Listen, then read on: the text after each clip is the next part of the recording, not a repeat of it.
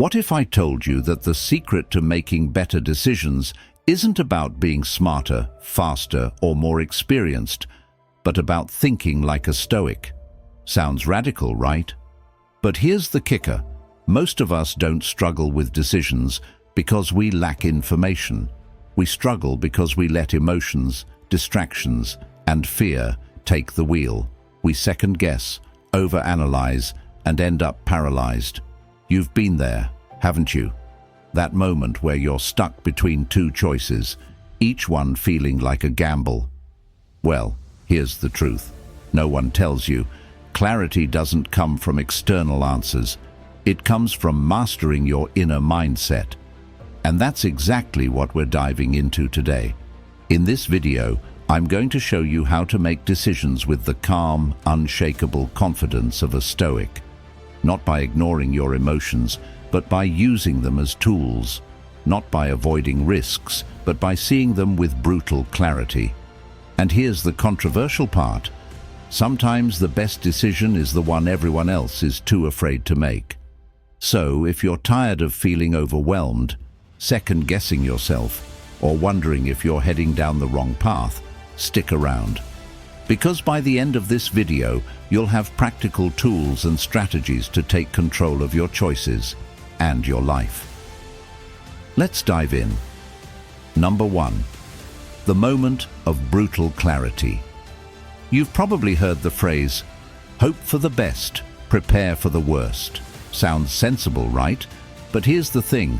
Most of us cling to that hope for the best part like it's a life raft, while prepare for the worst gets tossed overboard. So here's a bold idea. Let's flip the script. Let's look the worst straight in the eye, name it, and ask ourselves, can I live with this? Yeah, I know, it sounds harsh, maybe even a little dramatic. But trust me on this. It's not about being pessimistic. It's about being free. Think about it. How many times have you agonized over a decision, letting fear of the unknown tie you in knots? We've all been there, playing out endless what-ifs in our heads, hoping for some magical certainty that never shows up. Maybe it's deciding whether to quit a soul-sucking job, end a relationship that's circling the drain, or finally take a leap toward that dream you keep sidelining.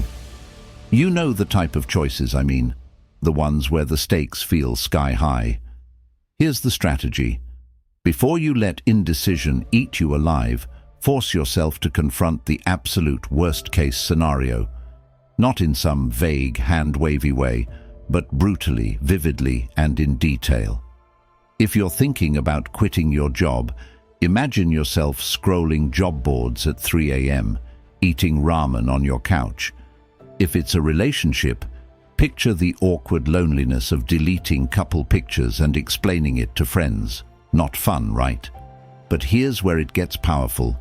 Once you've stared the worst down, ask yourself, can I survive this?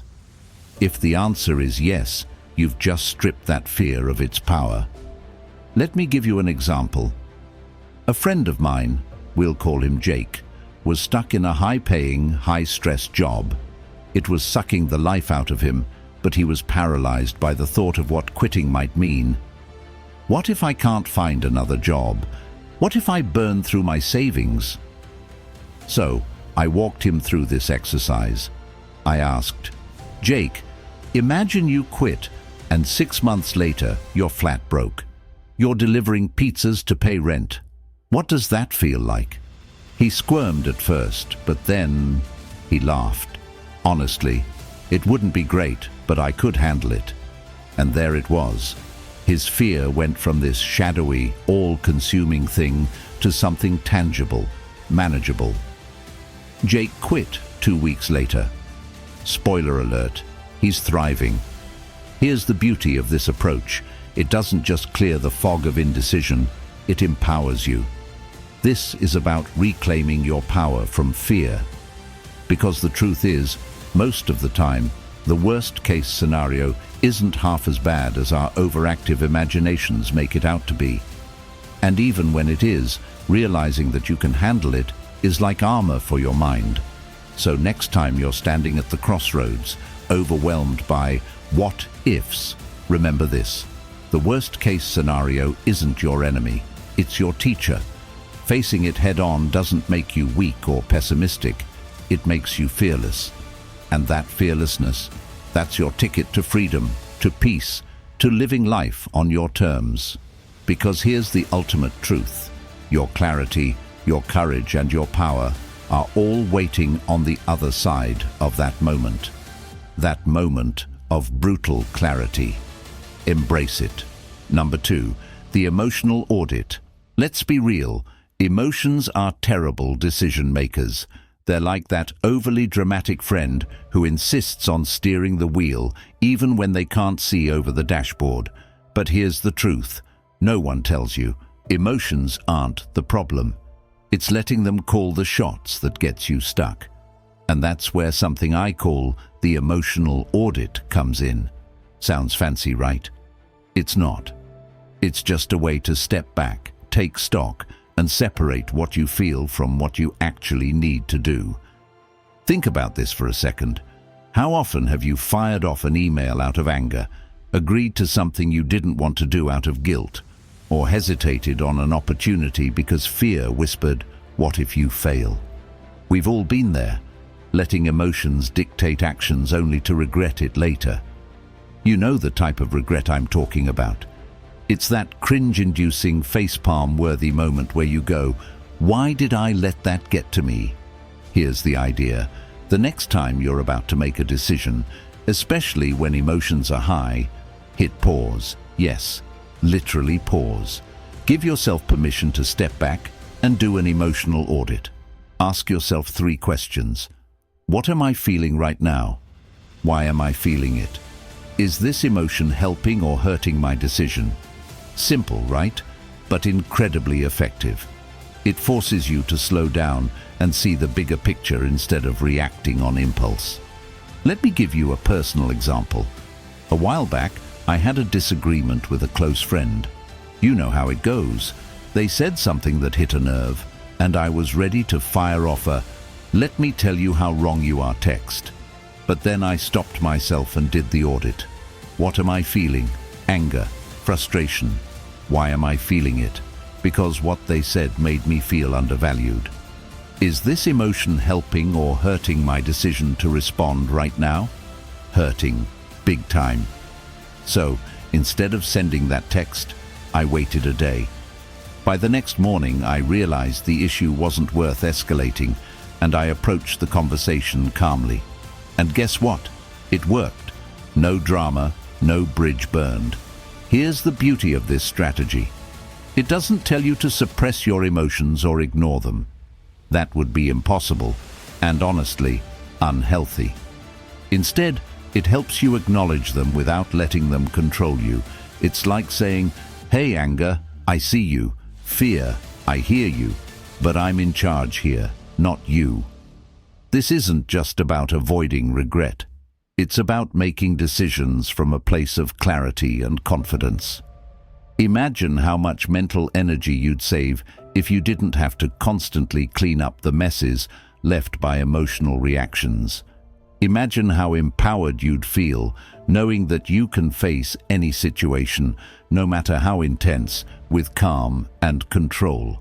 So here's my challenge to you. Try it. The next time you're on the brink of an emotional decision, do the audit. Pause, reflect, and ask those 3 questions. It's not about perfection, it's about progress. With practice, you'll notice something incredible. You'll stop being a passenger in your own life and start taking the wheel. And that's freedom. Because this is about reclaiming your space, your peace, and your power. It's about showing up for yourself, not as someone ruled by emotions, but as someone who respects them, understands them, and makes choices with clarity and strength. And if that's not the ultimate form of self-respect, I don't know what is. Number 3, burning the illusion bridge. Here's a hard truth. Most of the time, it's not reality holding us back. It's the illusions we've built around it. You know what I'm talking about? Those little mental bridges we create to convince ourselves things are better than they are. or that everything will magically work out if we just wait a little longer. But here's the kicker. Those bridges, they're made of lies. And the longer you cling to them, the further they drag you from where you really want to be. So what do? You burn them all.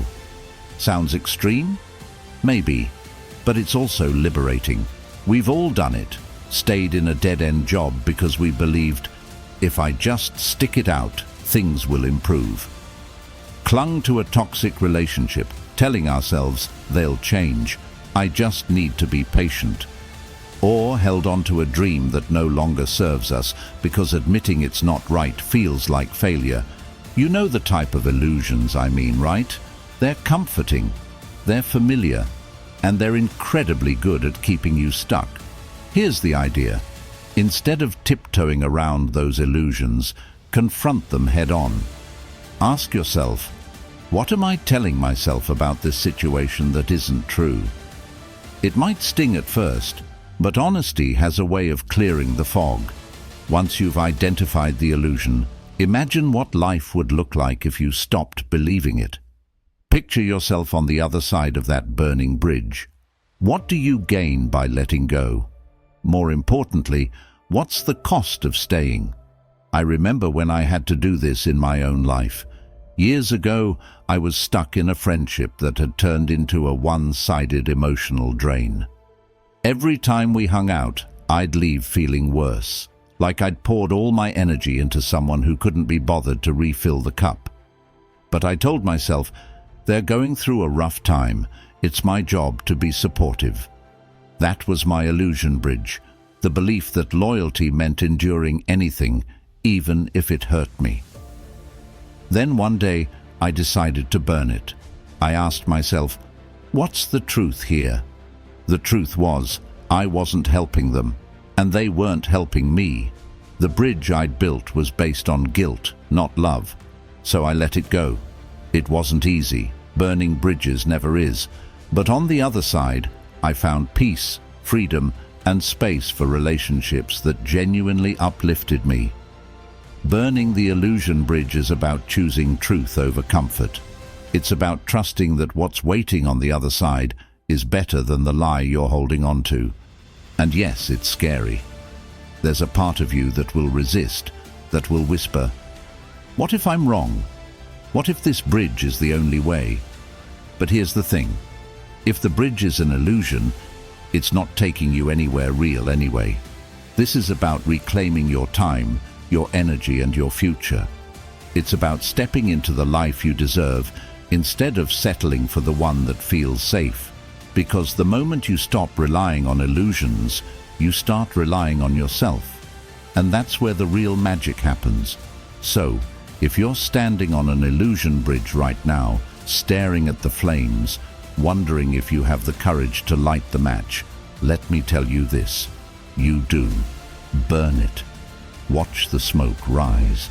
And as the ashes settle, walk forward into something real. Your space, your peace, your power. It's waiting for you. Number 4. Rejection as refinement. Let's start with a truth that stings.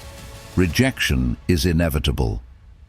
Whether it's a job you didn't get, a pitch that fell flat, or a relationship that didn't pan out, we've all felt that sharp pang of not enough. But here's something you may not have considered. Rejection isn't the end of the road. It's the sharpening stone. It's not the universe saying no, but rather not like this. Rejection isn't failure. It's refinement. Think about it. How often have you let a single no define your worth? We've all been there. Maybe you poured yourself into something, a project, a dream, even a person, only to have it all fall apart. And in that moment, it feels personal, it feels final. But what if rejection isn't a wall? What if it's a mirror? A mirror showing you what isn't aligned, what needs tweaking, or what simply wasn't meant for you. Let me tell you a story. Years ago, I applied for a job that I was convinced was my dream role. I went all in, polished resume, heartfelt cover letter, the works. When the rejection email landed in my inbox, I felt gutted. My first instinct, spiral into self-doubt. Maybe I wasn't good enough, maybe I'd never be good enough. But after wallowing for a day, okay, maybe 3, I decided to look closer. I reread the job description and realized something. The role wasn't as perfect as I'd built it up to be. It demanded skills I didn't enjoy using and a lifestyle that didn't suit me. That rejection wasn't a loss, it was a redirect. Rejection has a way of stripping away the noise. It forces you to reassess what truly matters and what doesn't. When you face rejection, instead of asking, "What's wrong with me?" try asking, "What can I learn from this?" It's not easy, it's work. But every no can teach you something about yourself, your priorities, and the path you're meant to take. And here's the thing, rejection doesn't just refine your goals, it refines you. It builds resilience. It sharpens your instincts. It teaches you to separate your value from external validation. That's where the real growth happens, not in the moments where everything falls into place, but in the messy, uncomfortable process of figuring out what's next. This isn't about toxic positivity. I'm not saying rejection doesn't hurt, or that you should slap on a smile and pretend it's all fine. Feel the sting. Sit with the discomfort, but don't let it consume you. Reframe it. See it as a recalibration, a nudge towards something better, something more aligned with who you are and where you're going. So, the next time rejection comes knocking, remember, it's not the door slamming shut on your dreams. It's the wind redirecting your sails. Let it refine you. Let it guide you closer to the version of yourself who's ready for the opportunities that truly belong to you. Because rejection isn't the end of your story, it's the rewrite. And sometimes, the rewrite is better than you ever imagined. Number 5. The reverse autopsy. Let me hit you with a wild thought. What if you could solve your biggest problems by working backward? No, not in the rewind the clock kind of way, but by dissecting the outcome you want, like reverse engineering your life. Yes, it sounds strange, maybe even a little counterintuitive. But trust me, the reverse autopsy might be the missing tool in your decision-making toolbox. Here's the thing. Most of us try to solve problems from the beginning. We start at square one, stumbling forward, hoping we'll figure it out as we go. But how often do we stop and ask, what does success actually look like? If you don't know where you're headed, how will you know if you're on the right track? Think about a time you set out to accomplish something, a work project, a personal goal, or even planning a trip. Did you start with a clear picture of the end result, or did you just dive in and hope for the best? Be honest, we've all done the latter. But here's where the reverse autopsy flips the script. Instead of starting with the problem, you start with the outcome you want. You imagine it fully, in detail. Then, you work backward, tracing the steps it would take to get there. It's like unraveling a mystery, but you already know the ending. Let me share a story. A few years ago, I wanted to throw a surprise birthday party for a friend. But instead of starting with the venue or the guest list, I started with the moment I wanted to create. The look of pure joy on their face when everyone yelled, "Surprise!" From there, I worked backward. What would it take to get that reaction? A good mix of people, a setting they'd love, a foolproof way to get them to the party without suspecting anything. Every detail I planned started with the outcome in mind. And you know what? It worked. That moment was everything I'd envisioned, and all because I reverse engineered it. This approach isn't just for parties. You can apply it to almost anything. Career moves, relationships, even daily habits. The beauty of the reverse autopsy is that it forces clarity. When you know exactly what you want, you can eliminate the fluff, the distractions, and the unnecessary steps. It's a way to simplify and streamline, focusing only on what moves the needle toward your goal. Now, I know what you might be thinking. But what if I don't know what I want? That's valid. Sometimes the hardest part is defining the outcome. But even then, the reverse autopsy helps because it forces you to articulate what matters. It's not about perfection, it's about direction. This strategy empowers you to take control of your narrative. It shifts your mindset from reactive to proactive, from hoping things will work out to crafting a plan that makes them work out. And the best part? It's liberating. Instead of feeling overwhelmed by the steps you haven't figured out, you get to start with the vision that inspires you. So next time you're staring down a challenge, don't start at the beginning, start at the end. Picture the success you're striving for, then peel back the layers. Trace your way to the first step. It's not magic, it's intention. And when you approach life with intention, you're no longer at the mercy of chance. You're in the driver's seat, steering toward your best possible outcome. That's the power of the reverse autopsy, seeing the future you want and building the road to meet it. Thank you so much for watching the Stoic's Guide to Effective Decision-Making. I truly hope you found this video insightful and that it gave you some practical tools to navigate your choices with confidence and clarity. If this video added value to your day, please give it a thumbs up. It really helps the channel grow and lets me know you're finding these topics helpful.